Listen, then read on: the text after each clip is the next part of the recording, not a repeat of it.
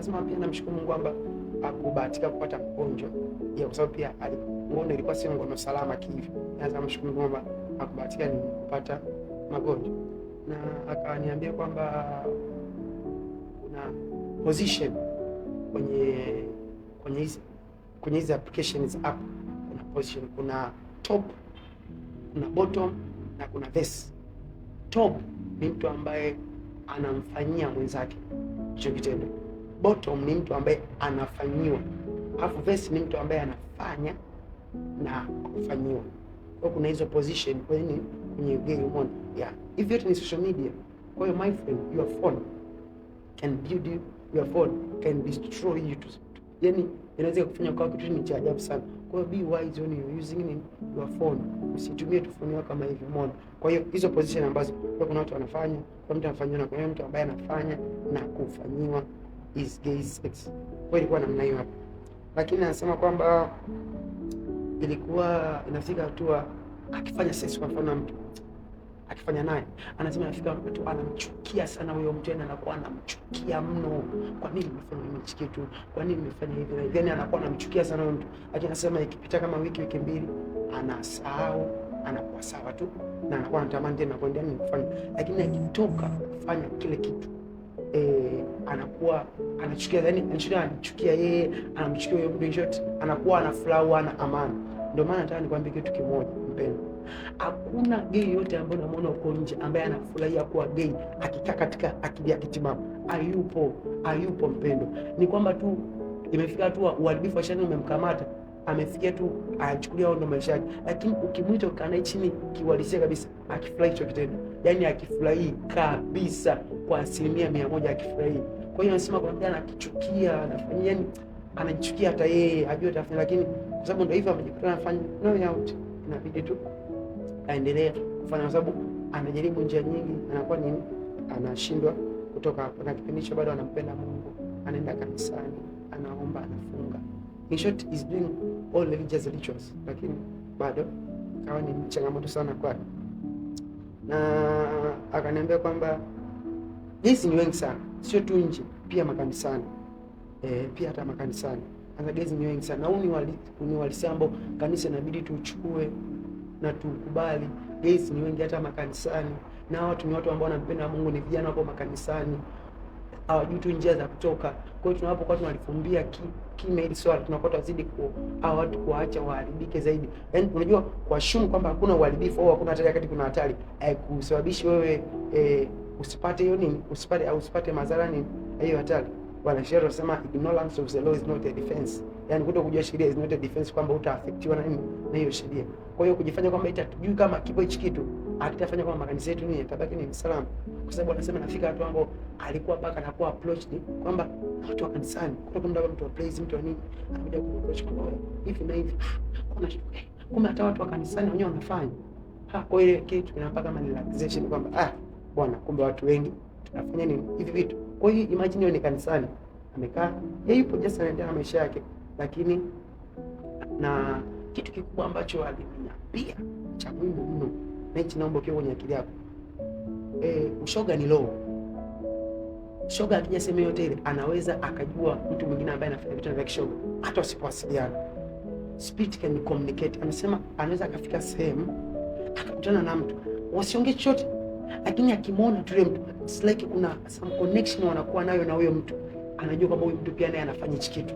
Kwa sababu mimi kuna watu wengi sana ambao nimekuwa connected nao, niko sijui kama anafanya, lakini tukikutana tu kama spirit zina communicate. Kwa tukianza tu kuongea, akasema kwa mfano kuna mmoja akanipaga namba yake, tukawa tunachat tu kawaida, lakini tu kwanza nilipokutana naye tu nikahisi kwamba tu hivi vitu anavifanya. Kwa hiyo hivi vitu ni roho, umeona, na hizi roho zinaweza kabisa mpaka kuwasiliana kabisa. Kwa hiyo kukutana tu kimwangalia tu maybe alivyo, yani wakikutana tu ile nini, those spirits meet, they can communicate kwamba we are on the same package, or we are on the same portion ya kufanya nini hicho kitu. Kwa just imagine how the devil is serious kwenye hichi kitu.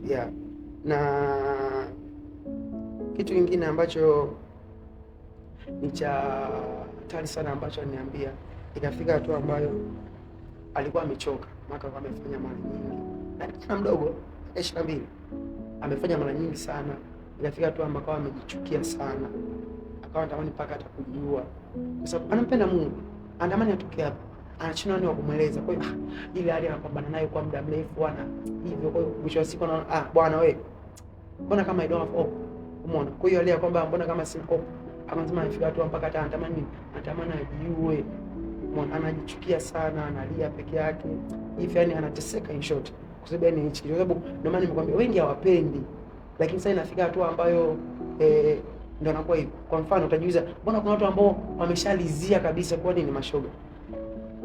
Biblia inasema kwamba azimia na mwanamke ana akili kabisa, anafanya jambo la kuiangamiza nafsi yake, anakwambia anafanya kitu cha kudestroy his own soul. Ukikuta mtu ambaye ameshalizia kabisa kuwa kwenye kile kitendo, huyo mtu ameshaua ile sense, ameshaua ile nafsi yake kabisa. Ile nafsi yake haiwezi tena ikasense kwamba hichi kitu nini ni cha hatari. Ndio maana nikwambia, ukutana kwa mfano mtu ambaye ni gay, kiuhalisia yeye ndani hapendi hicho kitu kufanya, lakini ndio anakuta nini anafanya. Kwa hiyo ukutana mtu ambaye amelizia ukifanya kitu kwa moyo wake wote, huyo ni mtu ambaye amefanya to the extent ambayo ameshaiharibu ile nafsi. Umeona, ameshaiharibu ile nafsi yake, ambapo kwenye nafsi ndio kuna utashi wa kuwaza, kufikiri, kuamua. Ameshaiharibu ile nafsi yake, afu imeshaibuka nafsi nyingine ambayo inamuoverpower na kumwendesha, ambayo inakuwa ndio hiyo nafsi ya nini, ya kuwa nini, gay au ya kuinvolve kwenye mambo ya homosexual. Kwa hiyo this is not normal, na inabidi ulielewe ile jambo kwamba wengi wanaofanya vitu hawapende. Yeah. Na jambo lingine ambalo anasema alilosimulia mtu, anasema ikafika tu akatamani kuacha kwa sababu kuna issue fulani zilikolide na familia yake, ni kama some member of his family wakajua. Kwa anasema kwa sababu sasa walikuwa wamejua, akataka kuacha. Kwa sababu alipokuwa ametaka sasa kuacha ikawa hatari zaidi, kuongezeka alikuwa amejua. Kwa hiyo ikafika hatua ambayo like akawa ameamua kukatisha hicho kitu kifanya, akaamua ni kama ameamua tuseme labda kukiacha. Lakini ukiangalia reason yake kwa sababu gani ameamua kukiacha hicho kitu, reason yake kubwa sana ilikuwa sababu ndugu yake fulani amejua hicho kitu, umeona? Kwa hiyo reason yake ya kuacha ilikuwa nini? Ilikuwa sababu ndugu yake amejua hicho kitu. Kwa hiyo it was not like ameamua kutoka ndani, no, it was because yeye ndugu yake huyo amejua. Kwa sababu ndugu yake amejua, kwanza apita kwaje, mbona kama jao, Kwa hiyo akawa anataka nini? Akataka aache hichi kitu, umeona? Niko na tamani kumbusha kitu fulani kwamba your reason kwenye kila kitu must be God. Ndugu yako huyo anaweza kubadilika siku kusupport, sheria za nchi zinaweza siku moja zikasupport, jamii inaweza siku moja ikakusupport. Kwa hiyo your reason must be God and God alone.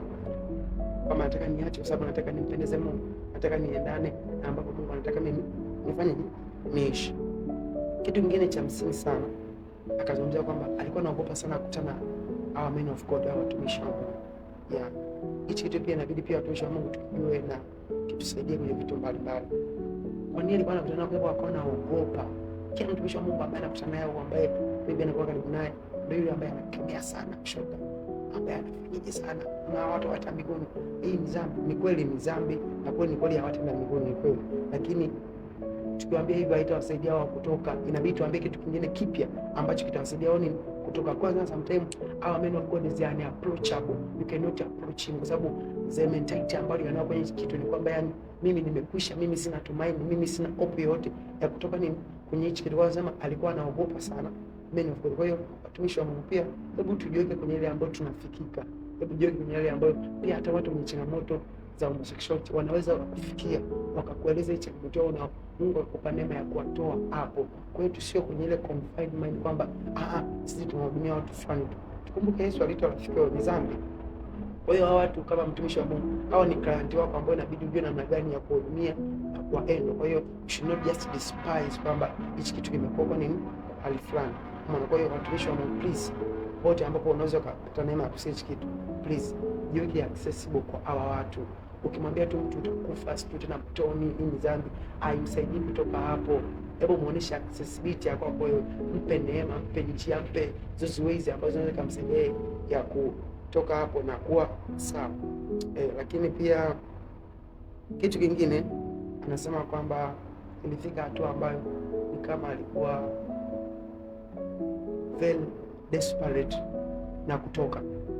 hivyo ni kwamba anafunga, anaomba, anafanyaje baada ya muda fulani, alafu akifunga akiomba, akirudi tena hali inakuwa mbaya, inakuwa ya ovyo, inakuwa very worse kuliko ilivyokuwa vile mwanzoni. Kwa hiyo hichi ni kitu ambacho pia inabidi tukijua watu wa Mungu.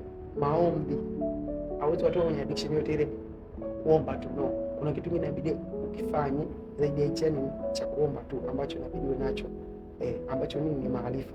Biblia inasema watu wangu wanang'ang'ania kukosa ni maarifa, sio kukosa maombi. Kwa kitu cha kwanza inabidi uwe na revelation knowledge ya kutosha, inabidi uwe na ufahamu wa kutosha na maarifa ya kutosha kwenye hiki kitu. Alafu kisha kuwa na maarifa ya kutosha, ndo baadaye sasa hayo maarifa uyasukume kwa maombi, uyasukume kwa mifungo, uyasukume kwa nidhamu na vitu mbalimbali ambavyo ni vitakujenga. Lakini kitu kingine cha mwisho ambacho tamanishi nawe pia hapa ni kwamba ilifika hatua kwamba alivyosatoka mwanzoni anapotoka, anasema alikuwa anahusiana na dada kabisa. Alikuwa anahusiana na dada kabisa. Kwa sababu ilifika hatua, kwa mfano kuna wenzake ambao amekutana nao kwenye Instagram zake, anasema kwamba walikuwa wako willing, yani anasema mimi nataka niolewe na niishi hivi mpaka nakufa. Yani kuna hao watu tunakutana nao, nakwambia mimi bwana, ndo maisha yangu mimi, Mungu ameniambia hivyo, nataka niolewe hivi mpaka nakufa kwenye hiyo. Kwa hiyo unaweza ukaona namna gani ambavyo shetani anajaribu kuteketeza kizazi chetu kwenye ile jambo la homosexuality. Bwana sasa ya, kwa hiyo hilo jambo la muhimu sana ambalo inabidi ulijue. Lakini kingine ambacho ningetamani nikwambie, rafiki yangu alivyonielezea yote, lazima sosi kubwa ilikuwa ni mitandao ya kijamii. Anasema kwa mfano ile app alikuwa anaweza akainstall leo, lakini baada ya masaa mawili akaidownload tena upya. Kwa hiyo unabidi pia kama kijana uwe na hekima na mipaka ya namna ambavyo unatumia mitandao ya kijamii. Usipokuwa na hekima kwenye vitu, my friend, you never be out of it. Kwa hiyo kwenye video yetu ya kwanza tumezungumzia namna gani pia ya kutoka kwenye hivi vitu, na neema ipo my friend. Wengi walikuwa hapo kwenye hii changamoto ya homosexuality au la kuwa kwenye mambo ya ushoga na usingaji, na Mungu kawasaidia kutoka hapo. Kwa hiyo inabidi uelewe kabisa, Mungu akukuba hivyo, huo ni uharibifu wa shetani. Inabidi uelewe kwamba kuna neema ya Mungu ya kukusaidia wewe kutoka hapo. Usikubali kufia kwenye dhambi. Reach out to us, tusaidiane, tutafute tukusaidie namna gani ya kufanya kitu gani cha kufanya hivi. Mungu akupe neema na kukusaidia nawe kutoa hapo kama alivyowasaidia kutoa wengine hapo. Yeah.